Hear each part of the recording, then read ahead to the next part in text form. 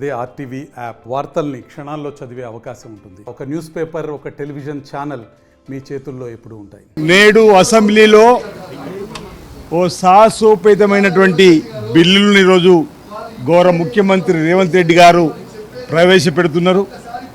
సుదీర్ఘ కాలంగా బలహీన వర్గాలు ఎదురు చూస్తున్నటువంటి రాజ్యాంగ పరంగా 42% రిజర్వేషన్ను రాజకీయ పరంగా, ఉద్యోగ విద్య పరంగా అందించేటువంటి బిల్లును ప్రవేశపెడుతున్నారు. ఈరోజు కుల గణన చేసి తీరాలని చెప్పని, ఎవరి ఇస్తా ఇంతో తేలాలని మా రాహుల్ గాంధీ గారు చెప్పిన పిదప తెలంగాణలో బీసీ సంక్షేమ శాఖ మంత్రులు పొన్నం ప్రభాకర్ గారి చేతుల మీదుగా బిల్లును ప్రవేశపెట్టి సుమారు 1,00,000 మంది అధికారులతో శాస్త్రీయంగా బీసీల వాటా తేల్చిన సమయంలో ఇంచుమించు 56% పైన ఈ రాష్ట్రంలో బీసీలు చెప్పి తేలిన సందర్భంలో దానికి అనుగుణంగా బీసీలకు రాజకీయంగా, విద్యా ఉద్యోగ పరంగా కూడా 42% రిజర్వేషన్ కల్పించబడాలని చెప్పని ఈరోజు తెలంగాణ రాష్ట్ర శాసనసభలో ఓ సాహసోపేతమైనటువంటి చారిత్రాత్మకమైనటువంటి నిర్ణయాన్ని తీసుకోవడం అభినందనీయం. ఇది మా బలహీన వర్గందరూ కూడా ఈ కాంగ్రెస్ ప్రభుత్వానికి రుణపడి ఉంటామన్నమాట ఈ సందర్భంగా చెప్తూ, దాంతోపాటు ఇంకా ఇతర అంశాలను కూడా ఈరోజు ప్రవేశపెట్టేటువంటి అంశాలు మా మిత్రులు చెప్పాల్సింది కోరుతా ఉంటారు. ఈరోజు చాలా సంతోషం జరుగుతున్న శాసనసభ సమావేశాలలో ఒక శిలాశాసనం బీసీలకు రాష్ట్ర ముఖ్యమంత్రి వర్యులు చిత్తశుద్ధితోని గత ఎన్నికలలో ఏదైతే హామీ ఇచ్చిండ్రో బీసీల కులగణన చేపడతాం. ఇలా రాహుల్ గాంధీ సమాచారం మేరకు, రాహుల్ గాంధీ ఆదేశం మేరకు గత ఎన్నికల్లో ఇచ్చిన మాటలు నిలబెట్టుకోవడానికి ఈ ప్రభుత్వం, ఈ రాష్ట్ర ముఖ్యమంత్రి వర్యులు చిత్తశుద్ధితో ఉన్నారు. కాబట్టి ఒక సాహసోపేతమైన బిల్లు ఈరోజు ప్రవేశపెట్టబోతా ఉన్నారు. కాబట్టి చాలా ఆనందం వ్యక్తం చేస్తున్నాం, హర్షం వ్యక్తం చేస్తున్నాం.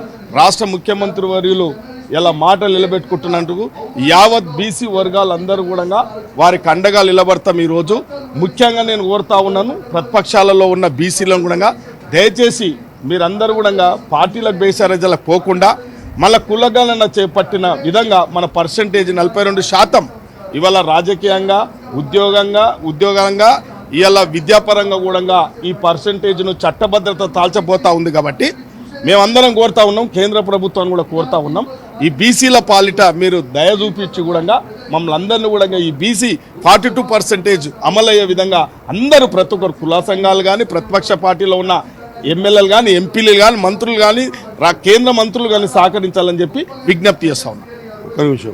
2 నిమిషాలు. మీడియా మిత్రులకు నమస్కారం. మా నాయకుడు చెప్పిన మాట ప్రకారంగా ఈ దేశంలో వెనుకబడ్డ జాతుల్లో చాలా జాతులు ఇంకా కూడా పార్లమెంటు, అసెంబ్లీ కడపలు దొక్కనిటువంటి బీసీ కులాలు ఉన్నాయి. కాబట్టి ఈ దేశం మొత్తం మీద జిస్కి జితిని ఆబాది ఉస్కి ఉత్తిని హిస్సేదారి అని, ఎవరు ఎంతనో వారికంతా అని విద్యా, ఉద్యోగ, రాజకీయ, ఆర్థిక పరంగా అన్ని రంగాల ముందు తీసుకోవాలనే ఆలోచనతో ఆయన చెప్పినటువంటి నినాదాన్ని మన ప్రీత ముఖ్యమంత్రి రేవంత్ రెడ్డి గారు ఈ చట్టసభలో బిల్లు తీసుకొస్తా ఉన్నారు. కాబట్టి ప్రతిపక్షాలని వేడుకుంటున్నాం, ప్రతిపక్షంలో బీసీ నాయకత్వాన్ని వేడుకుంటున్నాం, ఎంపీలని, ఎమ్మెల్యేలని దయచేసి ఈ బిల్లుకు సహకరించండి. ఇప్పుడు కాకపోతే ఇంకెప్పుడు అయ్యే పరిస్థితి ఉండదు. ఇన్ని సంవత్సరాలు కాలయాపన చేశారు, ఈసారి ప్రాక్టికల్గా ముందుకు రాబోతా ఉంది. ఎన్నో విషయాలు పొందుపరుస్తూ చేస్తున్న ఈ బీసీ బిల్లుకి మీరందరూ కూడా సహకరించి మనము ఎప్పుడెప్పుడు చరిత్రలో మిగిలిపోయే అదృష్టం మేమందరం కూడా బీసీ ఎమ్మెల్యేలందరం కూడా ఈరోజు అదృష్టంగా భావిస్తూ ఉన్నాం.